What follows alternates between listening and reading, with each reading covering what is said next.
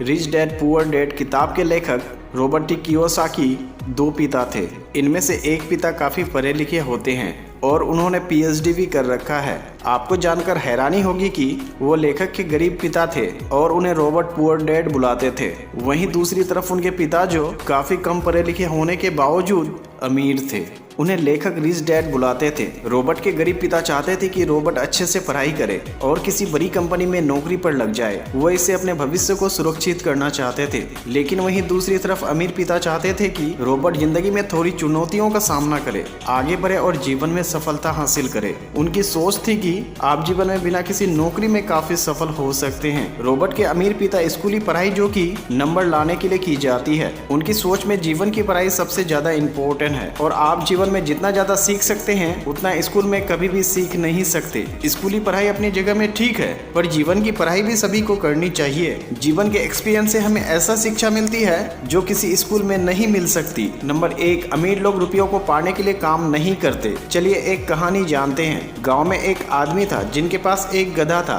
उस गधे से वो काम करवा कर और इसका इस्तेमाल करके अपना रोजी रोटी कमाता था। समय के साथ उसके पास एक तरकीब आई। उसने एक गाजर को लिया और गधे के सामने लटका दिया। अगले दिन से गधा काफी ज्यादा मेहनत करने लगा क्योंकि वो गाजर को खाना चाहता था। उसे लगता था कि अगर वो खूब मेहनत करेगा तो उसे वो गाजर मिल जाएगा, पर ऐसा होने वाला नहीं था। अगर आप भी उसी तरह खूब मेहनत कर रहे हैं तो आप अमीर नहीं बन पाएंगे। इसलिए आज से पैसे के पीछे भागना बंद कर दें। आप उसके लिए काम करना बंद कर दें। ऐसा करिए जिससे पैसा आपके लिए काम करे, ना कि आप उनके लिए। अगर आप अमीर बनना चाहते हैं तो ज्यादा पैसा कमाने के लिए अपनी मेहनत को ज्यादा करना बंद कर दें। हम जब कुछ रुपया कमाते हैं तो हम ये सोचते हैं कि अगर हम ज्यादा मेहनत करने लगेंगे तो ज्यादा रुपया कमाएंगे और इस लालच में हम ज्यादा मेहनत करना शुरू कर देते हैं। कुछ दिनों के बाद हमें लगता है कि हमें और मेहनत करनी चाहिए। हम सोचते हैं कि इससे रुपया बढ़ जाएगा और ये चलते ही रहता है। इस लेखक के अमीर पिता ने चूहों की दौड़ का नाम दिया है। हम पैसे के लिए हद से ज्यादा मेहनत करना शुरू कर देते हैं, पर फिर महीने के अंत में सारे खर्चे के बाद हमारे पास ना के बराबर रुपया बच पाता है। फिर हम कुछ ज्यादा कमाने वाली नौकरी की तलाश करने लग जाते हैं, फिर भी बाद में हमारा परिणाम एक जैसा ही रहता है। इसीलिए आपको ये समझना होगा कि थोड़े थोड़े पैसे कमाने और अपनी मेहनत को बढ़ाने से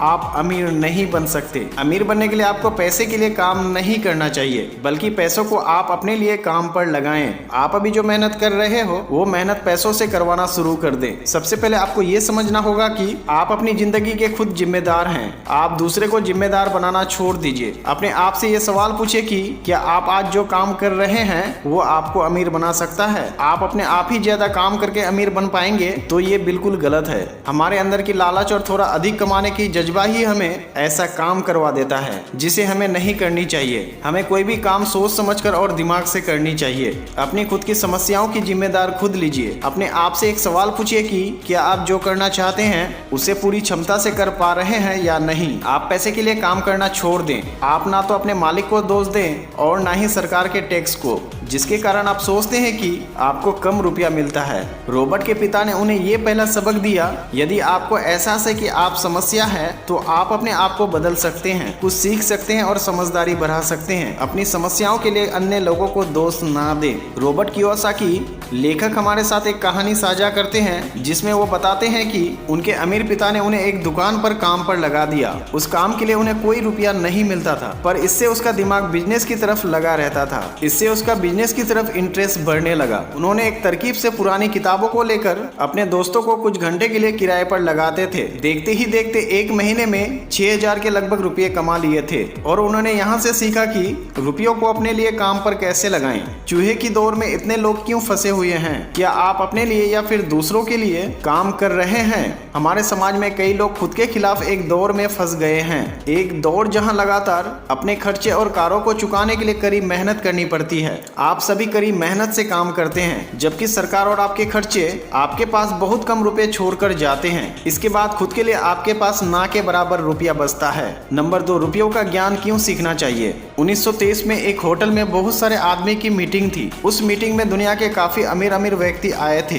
इसमें से कई स्टील कंपनी के मालिक थे। इस मीटिंग के 25 साल बाद उनमें से कई अमीर आदमी अब अमीर नहीं रह पाए थे। कई व्यक्तियों ने खुद को इतना गरीब बना लिया था कि अब उन्हें रहने के लिए भी अच्छी जगह नहीं थी और कईयों ने तो अपने दिमाग का संतुलन भी खो दिया। इससे ये पता चलता है कि कई लोग पैसे कमाना तो सीख लेते हैं पर उसे कैसे बनाए रखें ये नहीं सीख पाते। जब आप ये सीख लेंगे कि रुपयों को कैसे संभाला जाए तब आप सही मायने में अमीर बन पाएंगे और कठिन से कठिन हालातों का सामना भी कर पाएंगे। लॉटरी जीतने के बाद उसके कुछ सालों बाद ही अपने सारे पैसे गंवा देते हैं क्योंकि वो अपने पैसे को फालतू चीजों पर खर्च कर देते हैं। कई लोगों का सवाल होता है कि हम अमीर कैसे बने और जब वो इसके जवाब को सुनते हैं तब वो निराश ही रह जाते हैं। अमीर कैसे बने का ये सही जवाब है कि आप पहले पैसों का ज्ञान प्राप्त करें। अगर आप एक ऊंची इमारत खड़ा करना चाहते हैं तो आपको सबसे पहले एक बड़ा गड्ढा करना होगा ताकि आप उसकी नींव काफी गहरी बना सके। पर अगर आप एक छोटा सा घर बनाना चाहते हैं तो उसकी नींव थोड़ी गहरी भी होगी तो भी घर बन जाएगा। हम में से ज्यादातर लोग इस थोड़ी नींव को बनाना चाहते हैं पर उस पर एक बड़ी इमारत बनाना चाहते हैं। अगर आप भी ऐसा करेंगे तो आपकी इमारत गिरेगी ही गिरेगी।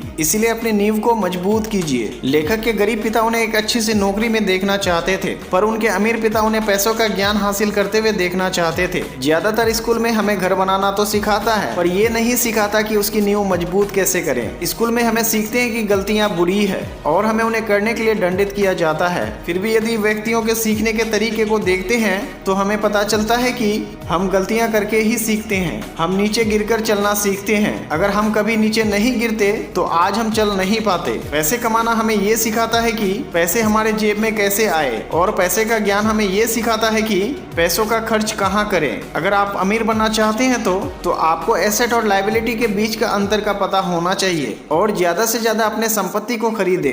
कई लोगों को लगता है कि तो उन्हें एसेट और लायबिलिटी के बीच में अंतर का पता है पर उन्हें ये गलत लगता है। एसेट वो है जो आपके लिए पैसे कमाने का काम करती है। उदाहरण के लिए अगर आप एक घर लेते हैं और आप उन्हें किराए पर लगा देते हैं तो उस घर से जो किराया आएगा उसे लेकर आप अपने घर के लोन को और घर के खर्चों को धीरे धीरे करके खत्म कर सकते हैं। अंत में वो घर भी आपका होगा और आगे का रुपया आता ही रहेगा। पर अगर आप एक घर खरीदते हैं और उसमें कोई किराया नहीं लगाते हैं क्योंकि आप उसे खुद के रहने के लिए खरीदते हैं तो ये आपके लिए लायबिलिटीज का काम करेगी। इसमें रुपया सिर्फ आपका खर्च ही होगा और आपके पास कोई रुपया नहीं आएगा। अगर आप कोई गाड़ी या टीवी जैसी चीजों को खरीदते हैं तो ये आपके लिए लायबिलिटी का काम करेगी क्योंकि इसमें रुपये खर्च ही होगा। इससे पैसों की कमाई नहीं होगी। अमीर लोग ज्यादा से ज्यादा एसेट वाले सामान खरीदते हैं और कम से कम लायबिलिटी वाले।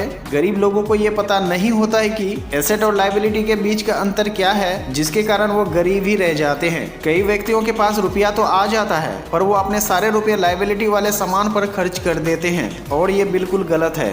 नंबर 3, अपने काम से काम रखो।